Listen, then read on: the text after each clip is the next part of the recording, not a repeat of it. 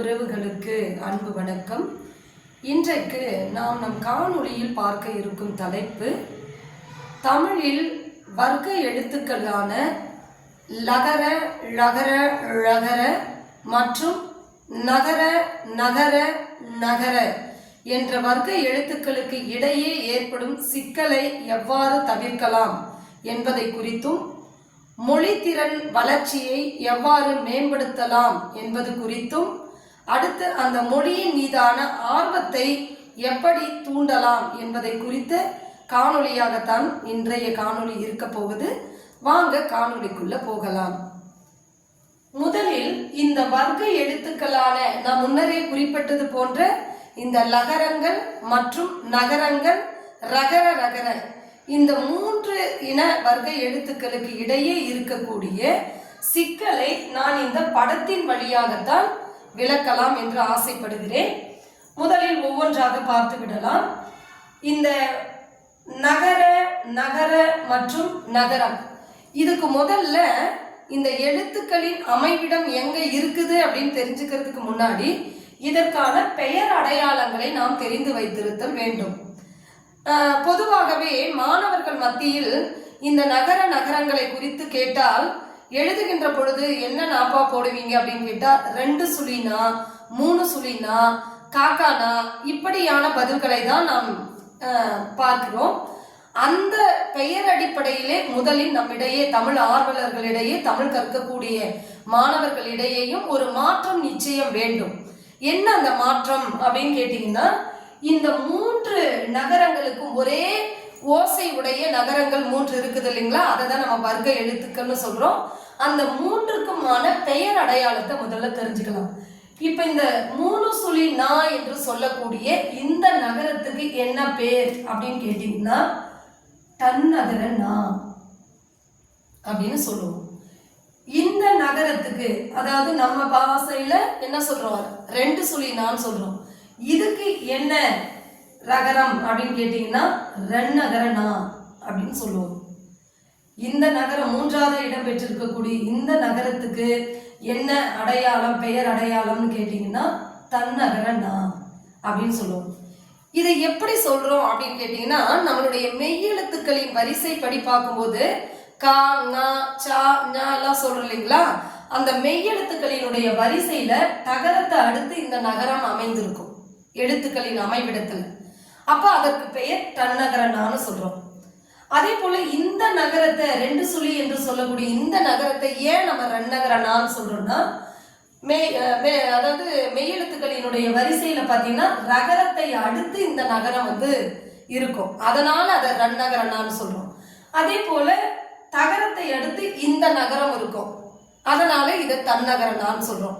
அப்போ மெய்யெழுத்துக்களினுடைய வரிசைப்படி அந்த எழுத்துக்கு நம்ம என்னன்னு சொல்லியிருக்கிறோம், தன்னகரனா, ரென்னகரனா, தன்னகரனா அப்படின்னு சொல்லலாம். இதுக்கப்புறம் நம்ம இந்த காணொலியை பார்த்த பிறகு 3 சுழினா, 2 சுழினா, காக்கானா என்பதையெல்லாம் கூறுவதை தவிர்த்து விட்டு கொஞ்சம் இலக்கியத்தனமா, தமிழ் தனமா நம்ம பேசினா நம்மளுடைய இலக்கியத்தின் மீது ஆர்வம் அதிகரிக்கும். அப்ப இதுக்கு என்ன பேரு, தன்னகரனா. 3 சுழினாவை தன்னகரனான்னு சொல்றோம், 2 சுழினாவை ரென்னகரனான்னு சொல்றோம், இந்த நாவை தன்னகரனான்னு சொல்றோம். இது பெயருக்கான அடையாளம். அதே போலதான் இந்த இன எழுத்து என்று சொல்லக்கூடிய வர்க்க எழுத்துக்கள் சொல்லக்கூடிய லகர, லகர, ழகரம், அது எப்படி உச்சரிக்கணுங்கிறத நான் படத்தின் வழியா சொல்ல போறேன். முதல்ல இப்ப நம்ம அந்த எழுத்துக்களின் அமைவிடத்தை வச்சுக்கிட்டு பெயர் அடையாளத்தை தான் முதல்ல நம்ம பார்க்க போறோம். இந்த லகரத்துக்கு என்ன பேர் அப்படின்னு பாத்தீங்கன்னா, பெயர் அடையாளம் மேல் நோக்கு லகரம். இந்த லாவுக்கு என்ன அடையாளம் அப்படின்னு பாத்தீங்கன்னா கீழ் நோக்கு ழகரம். இந்த ழகரத்துக்கு என்ன அடையாளம்னு பாத்தீங்கன்னா, இது எல்லாருக்குமே தெரிஞ்சிருக்கும், தமிழுக்கே உரிய ழகரம், அதனால இதுக்கு சிறப்பு ழகரம் அப்படின்னு சொல்லுவோம். இதுதாங்க இந்த வர்க்க எழுத்துக்களுக்கான பெயர் அடையாளம். சரி, இது எப்படி உங்களுக்கு இதை அடிப்படையாக வைத்துக்கொண்டு தமிழில் நாம் பிழையை தவிர்க்கலாம், ஆர்வத்தை தூண்டலாம் அப்படின்னு சொன்னீங்கன்னா, அதுக்கு தான் நான் இந்த படத்தை உங்களுக்கு விளக்கி காட்டணும்னு நினைக்கிறேன். எப்பொழுதுமே எழுத்துக்களை நாம் உச்சரிக்கின்ற பொழுதுதான் தமிழின் மீது ஒரு ஆர்வம் பிறக்கும். தெல்ல தெளிவாக நமக்கு புரிய வரும். பேசக்கூடிய வார்த்தைகளும் சரி, சொற்களும் சரி, நமக்கு நல்ல தெளிவாக விளங்கும். அதே போல அந்த வார்த்தைகளை உச்சரிக்கின்ற பொழுது நாம் எந்தெந்த எழுத்துக்கள் எங்கெங்கு பிறக்க வேண்டுமோ அந்தந்த இடங்களில் இருந்து அந்த வார்த்தைகளை நாம் உச்சரித்தால் கட்டாயமாக அது கேட்கின்றவர்களுக்கு நம் பாரதியார் சொன்னது போல செந்தமிழ் நாடு என்னும் போதினிலே இன்ப தேன் வந்து பாயுது காதினிலேன்னு சொன்னார்ல, அது தேன் வந்து பாயறது மாதிரி இருக்கும். கேட்கும் போதே தமிழ் மெய்மறந்து கேட்கக்கூடிய ஆற்றல் உடையது. அதனாலதான் எம்மொழி பேசக்கூடியவர்களும் தம் மொழியின் பால் ஈர்க்கக்கூடிய ஆற்றல் நம் மொழிக்கு உண்டு அப்படின்னு எதை வச்சு சொல்றாங்கன்னா அந்த உச்சரிக்கக்கூடிய விதத்தை வைத்து கொண்டுதான். அப்ப எந்த இடங்கள்ல இருந்து இந்த எழுத்துக்களை நம்ம உச்சரிக்கணுங்கிறது கட்டாயம் நம்ம தெரிஞ்சு வச்சிருக்கணும். அது தெரிந்தால்தான் அந்த எழுத்து பிறக்கிற இடத்தை அடையாளமாக கொண்டு நாம் எழுதுகின்ற பொழுது பிழை இல்லாம எழுத முடியும். ஏன்னா நம்ம படிக்கும் போதே அந்த உச்சரிப்போட படிச்சிடணும். அதனால நம்மளால பிழை இல்லாம எழுத முடியும். அதுக்கான அடையாளத்தை தான் நான் இந்த படத்தின் வழியா காட்டுறேன். வாங்க ஒவ்வொன்றா பார்த்துடலாம். இப்ப இந்த முதல்ல நகர வர்க்க எழுத்துக்களை பத்தி பார்த்துடலாம். முதலில் இடம் பெற்றிருக்கிறது நம்ம என்ன நகரம் சொல்லி இருக்கிறோம், 3 சுழி நா என்று சொல்லக்கூடிய தன்னகர நாவை நம்ம பார்த்துடலாம். இப்ப இந்த தன்னகர நாம் நம்ம உச்சரிக்கின்ற பொழுது இதுக்கு உதாரணம் நம்ம எடுத்திருக்கிற அன்னம் அப்படின்னு சொல்றோம். அன்னம் அப்படிங்கிறது அன்ன பறவையை குறிக்கக்கூடியது இல்லையா? அப்ப அந்த அன்னம் அப்படின்னு சொல்லக்கூடியது நீ எழுதுகின்ற பொழுது தன்னகர நாதான் இன்னுதான் போட்டு எழுதணும்.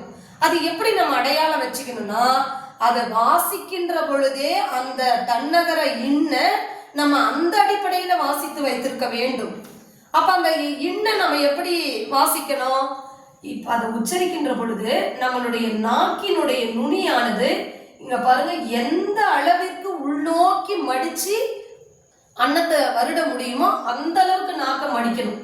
இங்க பாருங்க நம்ம பல்வரிசை முன் பல்வரிசை எங்க இருக்கு, இந்த நாக்கு பாருங்க எங்க போய் மடிஞ்சிருக்குன்னு. அப்போ அன்னம் சொல்கின்ற பொழுது நாக்கு என்ன ஆகணும், உள்நோக்கி மடியணும். அப்படி உச்சரித்து நாம் படித்தாதான் அந்த எழுத்தை நாம் சரியாக எழுதுகின்ற பொழுது பிழை இல்லாமல் எழுத முடியும். நம்ம அன்னம்னு படிச்சுட்டு நுனி நாக்கிலே ஒட்டுற மாதிரினா அப்ப அதுக்கு இந்த இன்னோ தான் நம்ம பயன்படுத்த வேண்டியதா போயிடும். அதனால இந்த இன் 3 சுழி இன் அல்லது தன்னகர நா என்று சொல்லக்கூடிய அதை உச்சரிக்கின்ற பொழுது நம்ம நாக்கினுடைய நுனியானது எந்த அளவுக்கு உள்நோக்கி மடித்து சொல்ல முடியுமோ அந்த அளவுக்கு அதை உச்சரித்தால் மட்டுமே இந்த தன்னகரனா நாம் சரியாக உச்சரிக்கிறோம் என்று பொருள். சரிங்களா? அப்ப இன்னொரு முறை நீங்க சொல்லி பாருங்க. அன்னம் சொல்லுகின்ற பொழுது வாய் அகன்று வரணும், நாக்கு உள்நோக்கி மடியணும். அப்படி மடித்தால் மட்டுமே அந்த வார்த்தையானது அந்த சொல்லானது சரியான ஆங்கிலத்துல ப்ரொனன்சியேஷன் சொல்லுவோம் இல்லையா, அந்த மெத்தட்ல நம்ம உச்சரிக்கிறோம்னு அர்த்தம். அடுத்து ரெண்டாவது பாத்தீங்கன்னா நம்ம என்ன சொல்றோம், ரன்னகரனா ரென்னகரனா அப்படின்னு சொல்லுவோம் இல்லையா, 2 சுழி நான். அதை எப்படி உச்சரிக்கணும் அப்படின்னு பாத்தீங்கன்னா இந்த நம்மளுடைய நாக்கு பாருங்க, 2வது படத்தை கவனிங்க. முதல்ல ரொம்ப உள்நோக்கி மடிச்சு இல்லையா, அது கொஞ்சம் முன்னாடி சென்டர் பகுதியை வருடுற மாதிரி அன்னம். முன்னாடி சொன்ன அன்னம்ன்றதுக்கும் 2வது சொல்ற அன்னம்ன்றதுக்கும் வித்தியாசம் இருக்கணும். ஏன் வித்தியாசம் இருக்கணும்? 3 சுழி அல்லது தன்னகர நா சொல்லும் போது நாக்கு உள்ள நோக்கி மடியுது. அதே ரன்னகரனா அல்லது 2 சுழி நா சொல்லுகின்ற பொழுது அந்த நாக்கு சென்டர் பகுதியை நடுப்பகுதியை வருடுது. அப்படி சொல்லுகின்ற பொழுது நம்ம அன்னம் அப்படின்னு சொன்னோம்னா சோறு, அன்னமிட்ட கை அப்படின்னு சொல்லுவோம் இல்லையா. அப்ப அந்த அன்னம் சோறுன்னு எழுதுகிற பொழுது நமக்கு அந்த இன்னும் உச்சரிக்கின்ற பொழுது நாவினுடைய நுனி நடுப்பகுதியை வருடுகிறது. அன்னத்தினுடைய நடுப்பகுதி அன்னம் அப்படி சொல்லணும். அடுத்தது இந்த தன்னகர நா அல்லது நம்ம என்ன சொல்றோம், காக்கானான் பேச்சு வழக்குல சொல்லுவோம், தன்னகரனான்னு சொல்லி மெய்யெழுத்துக்களினுடைய வரிசைப்படி சொல்றோம் இல்லையா.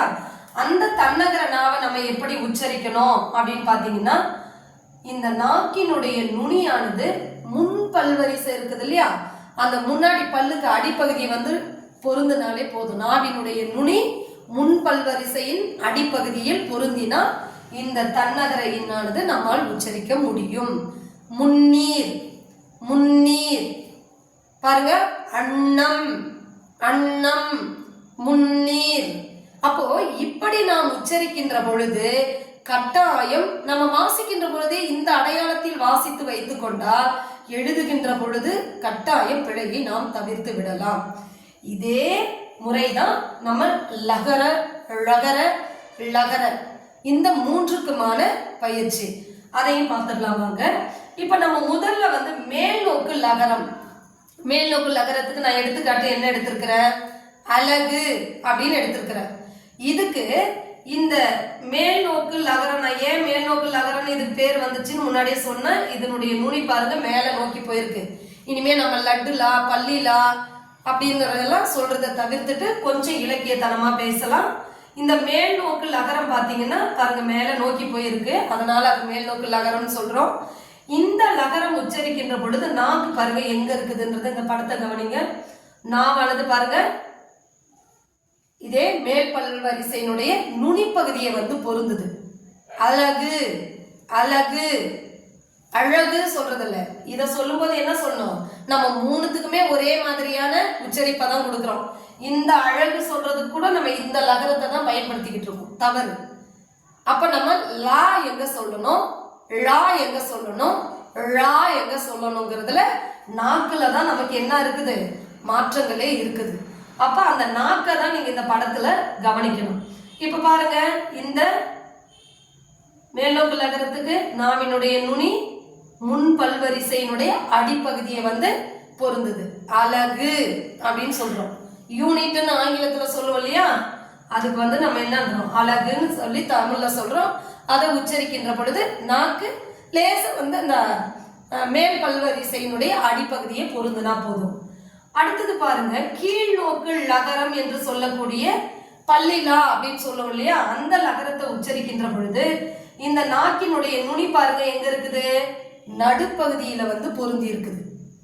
நல்லா நீங்க படத்தை கவனிக்கணும். இந்த லகரம் உச்சரிக்கின்ற பொழுது நாவினுடைய நுனி எங்க இருக்குது, நடுப்பகுதி. இங்க முன்னாடி இருக்குது, இங்க நடுவுல இருக்குது. அப்போ அழகு, அழகு. சரியா? அடுத்து பாருங்க, சிறப்பு ழகரம் என்று சொல்லக்கூடிய இந்த ழகரத்தை உச்சரிக்கின்ற பொழுது நாக்கினுடைய நுனி பாருங்க எங்க இருக்குது, எந்த அளவுக்கு உள்ள நோக்கி வளைக்க முடியுமோ, மடிக்க முடியுமோ நாக்கு அந்த அளவுக்கு வளைச்சு அழகு, வாழைப்பழம், மார்கழி மாதம். அப்போ அந்த ழகரம் சொல்லுகின்ற பொழுது நாக்குக்கு நல்லா நம்ம என்ன பண்ணணும், பயிற்சி தரணும். நிறைய பேர் நம்ம என்ன பண்றோம், வாழைப்பழம் அப்படின்னு சொல்லிட்டு போறோம், வாழைப்பழம். இப்ப அந்த ழகரம் நமக்கு சரியாக உச்சரிக்க வேண்டும் என்றால் பயிற்சி தேவை. அந்த பயிற்சிக்கு கூட ஒரு பாடல் சொல்லி கொடுப்பாங்க. என்னன்னா, மார்கழி மாதம் ஏழை குழந்தை வாழை பழத்திற்கு விழுந்து விழுந்து அழுதது அப்படின்னு சொல்லிட்டு ஒரு பாடலவே சொல்லி கொடுப்பாங்க. இது நம்ம உச்சரிக்கின்ற பொழுது நம்ம நாக்குக்கு ஒரு எக்ஸசைஸ் மாதிரி, ஒரு பயிற்சி மாதிரி. ழகரத்தை சொல்லி பழக பழக நாக்கு ஆட்டோமேட்டிக்கா என்ன ஆகும், இயல்பாவே அது வளைஞ்சு கொடுக்கும். அப்போ அந்த லகரங்களை உச்சரிக்கின்ற பொழுது நமக்கு கவனம் தேவை. இந்த கவனத்தோடு நாம் சொற்களை வாசித்தோமானால் படிக்கிற போதே அத மேல் அன்ன வரிசை பொருந்தனமா, அல்லது நடுப்பகுதியில பொருந்தனமா, அல்லது உள்நோக்கி மடிக்கணுமா அப்படிங்கிற கவனத்தோட நாம் அந்த சொற்களை உச்சரித்தால் நிச்சயம் நாம் பேசுவதில் இருந்தும் பிழைகளை தவிர்த்து விடலாம், எழுதுகின்ற பொழுதும் பிழைகளை தவிர்த்து விடலாம். எதுக்கு பக்கத்துல என்ன நகரம் வரும், எந்த நகரம் வரும், என்ன லகரம் வரும், லகரம் வரும், ழகரம் வரும் என்று தடுமாற தேவை இருக்காது இல்லையா? அதனால இந்த காணொளியை நீங்க திரும்ப திரும்ப போட்டு கேளுங்க, அந்த படத்தை திரும்ப திரும்ப பாருங்க. நிச்சயம் தமிழ் படிக்கக்கூடிய மாணவர்களாக இருந்தாலும் சரி, தமிழ் ஆர்வலர்களாக இருந்தாலும் சரி, நிச்சயமா உங்களுக்கு இந்த காணொளி ரொம்ப பயனுள்ளதா இருக்கும்னு நினைக்கிறேன். மறக்காம இந்த காணொளி பிடிச்சிருந்தா லைக் பண்ணுங்க, ஷேர் பண்ணுங்க, கமெண்ட் பண்ணுங்க. நன்றி.